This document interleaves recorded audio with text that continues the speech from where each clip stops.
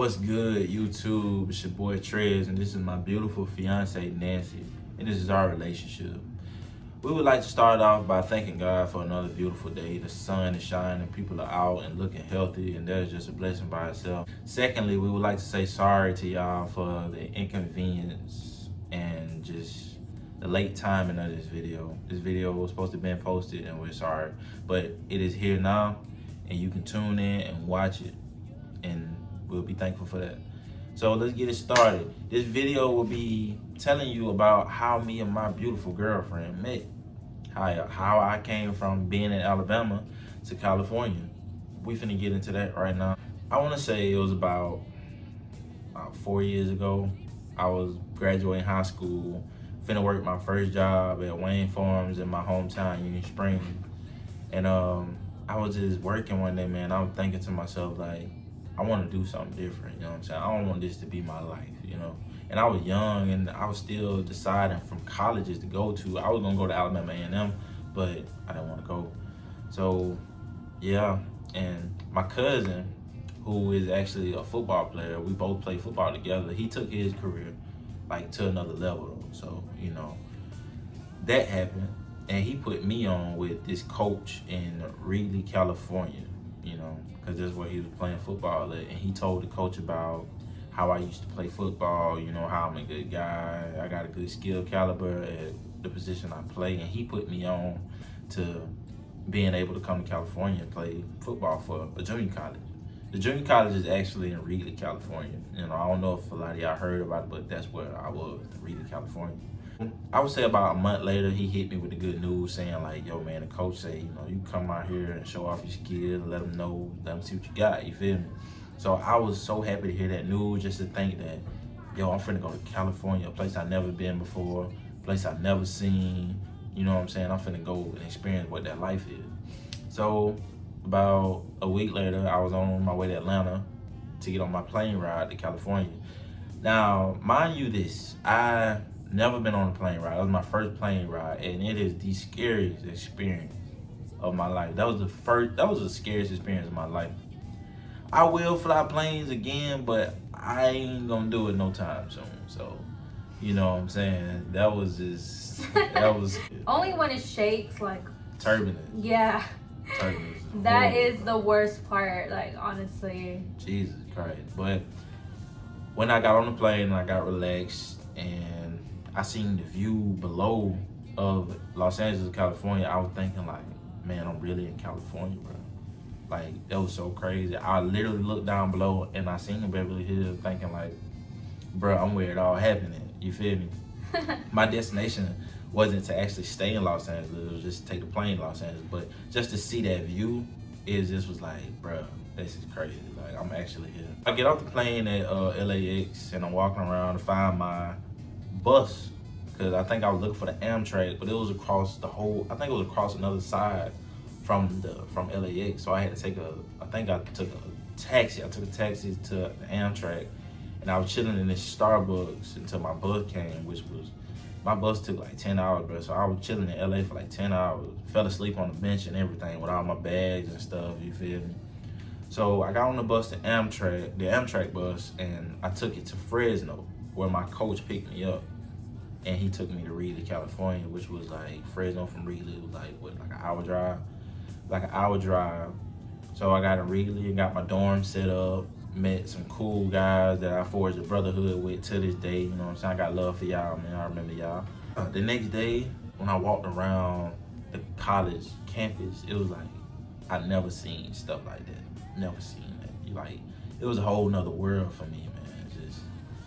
It just was just free. I don't know, it was just free, man. It was just, I was out there by myself. So it was like 17 years old, you on a whole nother side of the United States by yourself. Man, it was crazy. It was the best experience of my life by far.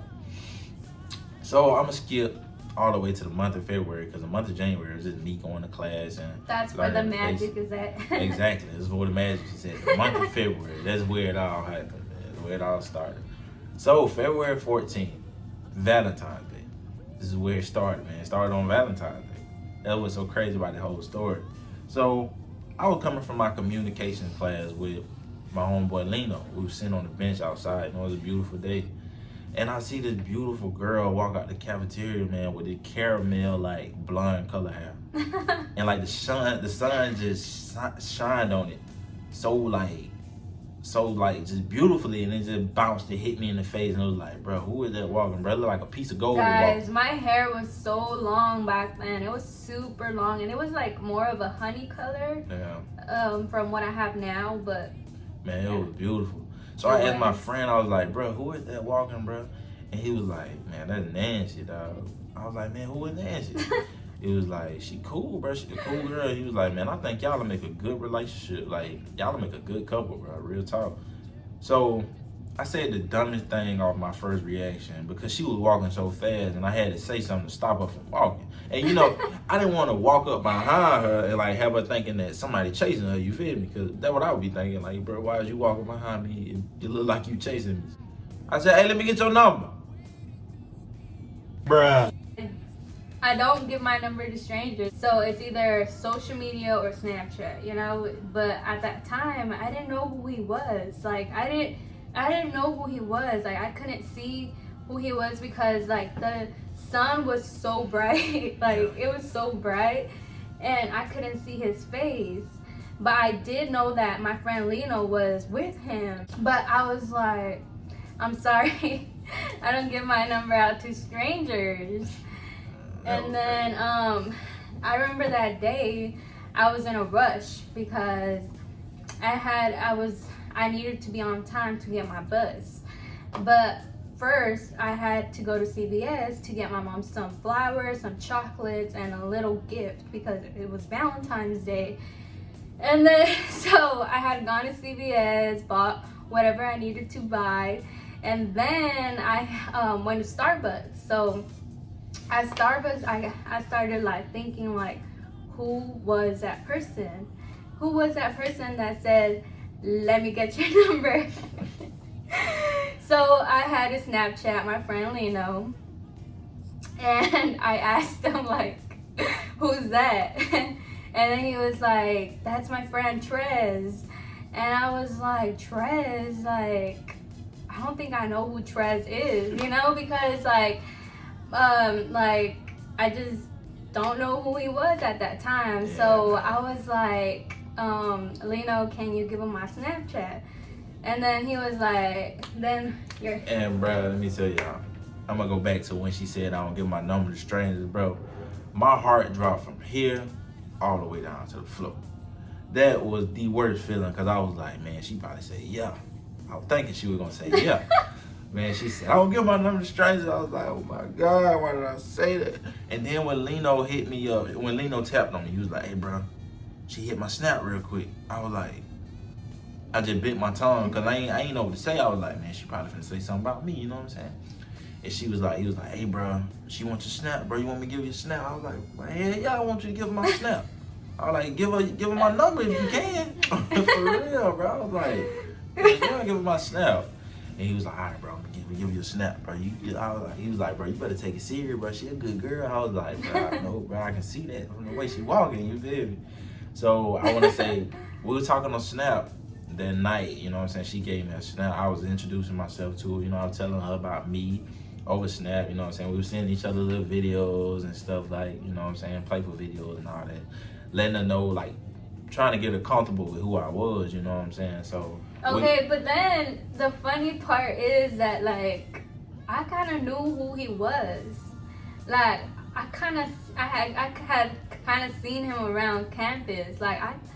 So I was like, one day I was in the cafeteria, right?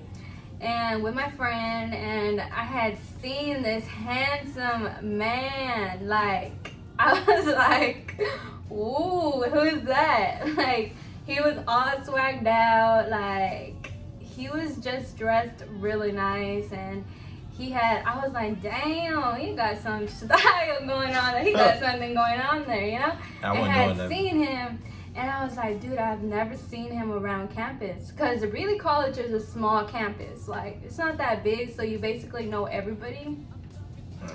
And so I was like, I never seen him before. I don't know him, and I just thought he was really like attractive. You know, I was just like, he's so cute.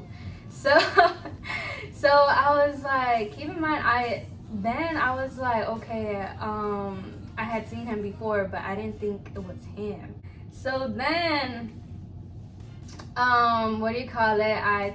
I was like, okay, I think I've seen this person. So when we started talking on Snapchat, the first thing we started talking, we introduced ourselves, and I was like, okay, I'm gonna tell him to send me a picture because I want to know who he is. So he sent me a picture of his face and what he looked like, and I was like, dude, this is the guy I've seen in the cafeteria. Like, this is the guy I've seen, and I had a feeling like, dude, it might be the guy you've seen before in the cafeteria, that you thought he was, you know, attractive and cute and all that. So it was him. I was like, oh my gosh. So then we just continued talking. Like, we just continued to talk, and we decided to meet up. We met up actually that night after we got our Snapchats exchanged. We met up that 15th, on the 15th. So we met up, had a beautiful conversation in the cafeteria. We actually realized that we had a lot in common with each other, from our favorite rapper being J. Cole to us being nature freaks. We like the same food. We had a whole bunch in common. I can go on about the list, but it's a long list, you feel me? So after that day, I decided that, man, I'm gonna take it serious, you feel me? I'm gonna try to go that extra mile with this right here because I wanna keep the girl right here, you feel me? So on and so forth, we started talking, and we just got closer and closer and closer till we just built this bond, and we just stuck together, like from then on, you know. And it was just beautiful, man. Like, we fell in love with each other, you know, and realized that we couldn't go without each other, you know what I'm saying? So it came up to the month of May, which was, May 24th, 25th, that I had to go back home because, you know, financial situation started kicking in, and, you know, I had to leave California because, hey, I couldn't afford it around that time. Once again, I was a 17-year-old kid, you know, just life, it happened. So I had to go back home to Alabama, and just keep in mind, if you're a student that's out of state and you come to California, it's way more expensive. It's very expensive. Very expensive. So I understand why he had to come back. Yeah. So I went back home, and we just agreed that we were gonna do a long distance relationship until we could figure something out. That's when I came back home and got another job, trying to work up money to go back to California, but it just wasn't sticking, you know what I'm saying? It wasn't gonna happen because it was too much. It was way too much for me to be at that age and putting that kind of stress on my body to get back to California. So it came around the next year that she was gonna graduate junior college, and we came to a decision that she was gonna move to Alabama. And before I end this video, I wanna say something to all the people who are just young in age, basically. Today, you might be 21 years old, but tomorrow, you'll be 50. Don't waste your time on things that you can have temporary fun with. By temporary, I mean that's not gonna last. It ain't gonna last you a lifetime. If you see somebody you want, and you know you want her, and you know that life won't be the same without him or her, go get that person, man. Don't listen to your homeboy telling you, hey man, you're young, you got your whole life ahead of you. But you're young, but your whole life, you getting older, not younger. You feel me? And time's going by fast. Yeah, you're not getting younger. Fast. You feel me? Like, all that fun and games and stuff, it's fun. But when you at the age to have that fun, when you get up in your 20s, it's time to start taking this thing serious. You feel me? Not just even relationship, but getting your whole life together. You feel me? Cause like I said, today you're 21, tomorrow you can be 55. And another thing is, like, don't take things for granted. Don't always think that person's gonna be there for you. That person's gonna be there when you run back to them. You just never know. Like, what if that person moves on without you? What if that person decides, like, you know, I want to move on? Cause you ain't taking it serious. So that message was just to say, take your life serious now before it's too late. And I know this at a young age. Like I said, I'm only 22, and I know this. And I'm gonna take my life serious, and I'm gonna take her serious too. So we hope that y'all enjoyed this video, and we hope that y'all tune in for our next video. And we hope that you have a beautiful, blessed day. Thank you.